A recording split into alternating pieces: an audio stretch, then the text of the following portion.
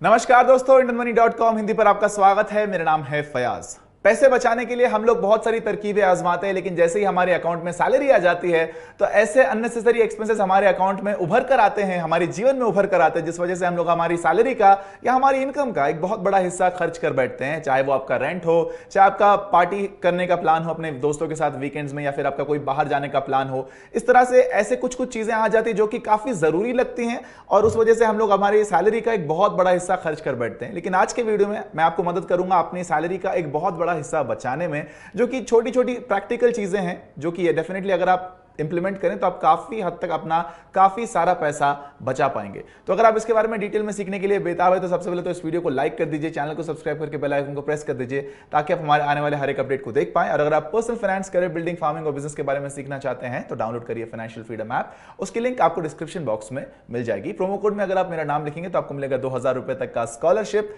Absolutely free. तो चलिए सबसे पहले बात करते हैं कि आपको पहली चीज क्या करना चाहिए अपने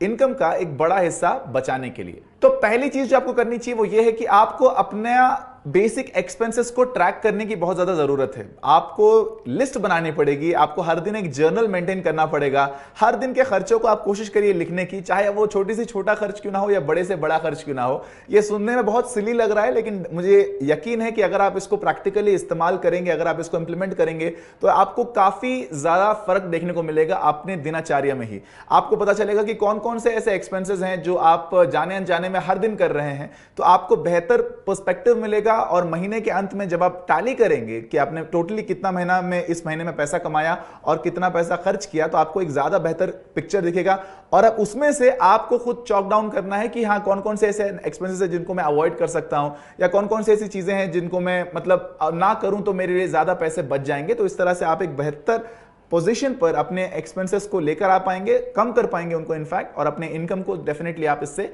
बढ़ा पाएंगे। दूसरी जो चीज आपको करनी है वो ये है कि आपको एक लिस्ट कैरी करनी चाहिए कहीं भी अगर आप शॉपिंग करने के लिए जा रहे हो तो। चाहे आप अपने राशन की खरीदारी के लिए जा रहे हो, चाहे आप अपनी त्योहारों की कपड़ों की खरीदारी के लिए जा रहे हो, चाहे आप किसी भी तरह की शॉपिंग करने के लिए बाहर निकले हो, तो आप कोशिश करें कि घर पर थोड़ी देर बैठ के 10 मिनट एक जगह बैठकर, चाहे तो अपने मोबाइल में, चाहे तो एक पेन पेपर पर लेकर आप एक लिस्ट बना लें कि आपको एग्जैक्टली क्या क्या चीजें लेना है। क्योंकि अगर हम लोग लिस्ट बनाए बिना बाहर निकलते हैं तो हमारा उद्देश्य क्लियर नहीं, हमारा ऑब्जेक्टिव क्लियर नहीं है, और डेफिनेटली जब हम उस जगह पर पहुंचते हैं तो हमें लगता है कि यार हर एक चीज लेना बहुत जरूरी लगता है। हमें लगता है कि यार ये भी ले लो, वो भी ले लो, वो भी ले लो, वो भी ले लो, और इसमें से बहुत सारी चीजें ऐसी भी होती है जिसको हम अवॉइड कर सकते हैं। लेकिन क्योंकि उस वक्त हम लोग काफी ज्यादा टेम्प्टेड होते हैं, बिना प्लान के जाते हैं, बिना तैयारी के जाते हैं, तो हम बहुत सारे पैसे वहां पर खर्च कर देते हैं। तो इसलिए अगर आप अपनी महीने की राशन खरीदने के लिए भी जा रहे हैं तो 5 मिनट घर पर बैठकर एक लिस्ट बना लीजिए कि आपको एग्जैक्टली क्या क्या चाहिए और कितनी क्वांटिटी में चाहिए। तो आपको यहां पर बेहतर ज्यादा आप सेव कर पाएंगे डेफिनेटली, क्योंकि आप अननेसेसरी कुछ भी नहीं खरीद रहे हैं। जो आपने लिस्ट बनाया है आप सिर्फ वही चीज जाकर बाजार से खरीद कर ला रहे हैं और अपने बहुत बड़े पैसों को आप बचा पा रहे हैं। तीसरी जो चीज आपको करनी चाहिए वो ये है कि आपको एक कंपैरेटिव चेक करना चाहिए, कंपैरेटिव एनालिसिस करना चाहिए जब भी आप कुछ भी खरीद रहे हैं। जैसे हम लोग फोन खरीदते वक्त या फिर कोई ऑनलाइन गैजेट खरीदते वक्त किस तरह से हम लोग अलग अलग वेबसाइट्स में चेक करते हैं कि हाँ, कहां पर सस्ता मिल रहा है, कहां पर डिस्काउंट मिल रहा है, कहां पर ऑफर मिल रहा है। ठीक उसी तरह से अगर आप ऑफलाइन शॉपिंग करने के लिए भी जा रहे हैं, मान लीजिए कि आपको एक फिनाइल की बोतल खरीदनी है, बहुत ही सिली सा एग्जाम्पल है, लेकिन मान लीजिए आपको एक फिनाइल खरीदना है जो कि है मान लीजिए 1 लीटर का, जो 100 रुपए का मिल रहा है। वही सेम फिनाइल उसी तरह के इंग्रेडिएंट्स वाला, उसी तरह की क्वांटिटी वाला अगर आपको 80 रुपए में मिल रहा है उसी दुकान पर, तो देखिए कि क्या आपको वो ज्यादा बेहतर डील लग रही है कि नहीं। अगर आपको लग रहा है कि हाँ, यहां पर मैं एटलीस्ट मेरे 20 रुपए बचा पाऊंगा, तो इस तरह से आप अगर 5 चीजों को भी फिगर आउट कर लेंगे जहां पर आप 20-20 रुपए बचा पा रहे हैं, तो आप एक्चुअली में उस दिन उस वक्त कम से कम अपने 100 रुपए बचा पाएंगे। और अगर आप 100 रुपए एक दिन में बचा रहे हैं तो आप 100 रुपए पूरे महीने में बचा पाएंगे, जिसको आप बहुत अलग अलग पर्सपेक्टिव से इस्तेमाल कर सकते हैं। आप इसके म्यूचुअल फंड्स खरीद सकते हैं, आप इस पैसे से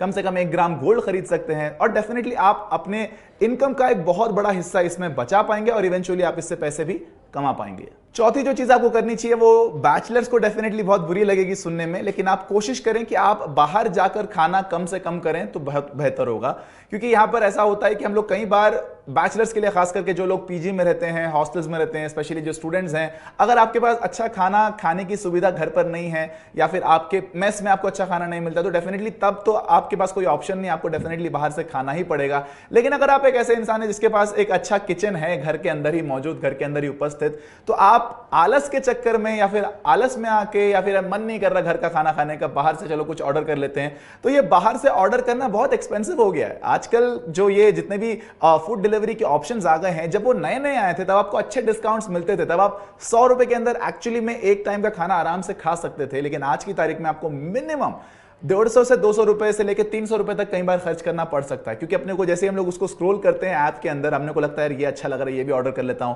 यार ये भी ऑर्डर कर लेता हूं, मैं रोज रोज थोड़ी ना बाहर खाता हूं। लेकिन ये आपके इनकम का यकीन मानिए एक बहुत बड़ा हिस्सा खर्च इसमें हो जाता है, स्पेशली अगर आप अपने दोस्तों के साथ गेट टुगेदर कर रहे हैं तब भी। तो ज्यादा किफायती होगा कि अगर आप जो भी चीज खाना पसंद करते हैं, चाहे वो वेज हो चाहे वो नॉन वेज हो, आप उसे बाहर से खरीद कर लाएं, घर पर लाएं, पकाएं, पौष्टिक और स्वादिष्ट खाना अपने घर पर खाएं, और आप अपने इनकम का यकीन मानिए एक बहुत बड़ा चंक बचा पाएंगे। और आखिरी टिप मैं आपको यह दूंगा कि आप कोशिश करें कि आप एसेट्स पर खर्च करें, लायबिलिटीज पर खर्च ना करें। बहुत सारे मेरे ऐसे दोस्त हैं जो कि लोन लेकर बाइक खरीद रहे हैं क्योंकि उनको वो वाली बाइक बहुत ज्यादा पसंद है, जबकि उनके पास ऑलरेडी एक टू व्हीलर है। उसके बावजूद उनकी इच्छा है कि यार मुझे लद्दाख घूमने जाना, मेरे पास एक बुलेट होनी चाहिए। तो ये सब स्टूपिड सिली चीजें होती हैं। हाँ, मुझे पता है कि आप जिंदगी में सिर्फ एक बार ही जीते हैं और ये जिंदगी सिर्फ एक बार ही मिली है, लेकिन आप यकीन करिए अगर वो पैसे आप अपने आप को किसी तरह से कंट्रोल कर लें, अपने टेम्पटेशंस को किसी तरह से आप अपने काबू में लाकर वो पैसे को अगर आप निवेश करेंगे, तो आप उन पैसों से बहुत सारा वेल्थ क्रिएट कर पाएंगे अपने लिए। मैं कुछ दिन पहले टीवी में देख रहा था कि एक बंदे ने एक जो बिजनेस चैनल्स होते हैं वहां पर कॉल करके पूछा कि मेरे ग्रैंडफादर ने, मेरे दादाजी ने 1990s में एमआरएफ कंपनी के शेयर्स खरीदे थे तकरीबन 20,000 रुपए के, और वो फिजिकल शेयर्स थे उनके पास, अब उनको उसको डीमेटराइज करके बेचना था। तो क्या प्रोसेस है? तो उस एंकर ने उसको पूरी अपडेट बताई और लास्ट में उसको ये बोला कि हम आपको सजेस्ट करेंगे कि आप ये शेयर्स ना बेचें। हालांकि ये शेयर्स की वैल्यू आज की तारीख में 106 करोड़ रुपए के आसपास पहुंच गई है, उसके बावजूद वो उनको कह रहे थे कि आप इन शेयर्स को मत बेचिए, उसको थोड़ा होल्ड करके रखिए थोड़े दिन, और आप उसके बाद देखिएगा उस शेयर्स की वैल्यू और बढ़ जाएगी। तो सोच कर देखिए, 20,000 रुपए की मामूली रकम 1990s में किसी इंसान ने एमआरएफ के शेयर्स खरीदने में लगाई, और आज मुझसे लगभग 30-40 साल पहले की बात है ये 20,000 रुपए का इन्वेस्टमेंट, और आज की तारीख में ये अमाउंट बन गई है तकरीबन 106 करोड़ रुपए की। तो अपनी जिंदगी में भी आप इस तरह के कुछ छोटे छोटे सैक्रिफाइसेस करिए, आपके टेम्पटेशंस को आप कंट्रोल करिए। यकीन मानिए कि आप आने वाले वक्त में अपने आप पर गर्व करेंगे, क्योंकि आपने उस वक्त जब आपके पास पैसे थे, जब आपके पास मौका था, आप अपने टेम्पटेशंस को कंट्रोल कर पाए, और आज आप एक बहुत ज्यादा कंफर्टेबल और लग्जूरियस लाइफस्टाइल जी पा रहे हैं। तो अब अगर आपको सीखना है कि आपको किस तरह के शेयर्स चुनना चाहिए या फिर आपको किस तरह के इन्वेस्टमेंट्स करना चाहिए अपने यंग एज में या फिर अपने बैचलरहुड में, ताकि आप अपने आने वाले फ्यूचर में ज्यादा सिक्योर हो सकें, तो आपको डाउनलोड करना चाहिए फाइनेंशियल फ्रीडम ऐप। वहां पर हम आपको डिटेल में समझाएंगे, प्रैक्टिकली बताएंगे कि किस तरह से अगर आप निवेश करेंगे तब अपने आप को एक ज्यादा सफल और प्रबल इंसान बना पाएंगे। इस ऐप की लिंक आपको डिस्क्रिप्शन बॉक्स में मिल जाएगी, इस ऐप को जाकर डाउनलोड करिएगा। ये एप्पल और एंड्रॉइड दोनों ही प्लेटफॉर्म्स पर अवेलेबल है, और डाउनलोड करने के बाद अगर आप रेफरल कोड में मेरा नाम लिखेंगे तो आपको मिलेगा 2,000 रुपए तक का स्कॉलरशिप एब्सोल्युटली फ्री। मैं मिलूंगा अगले वीडियो में। मेरा नाम है फयाज और आप देख रहे हैं IndianMoney.com।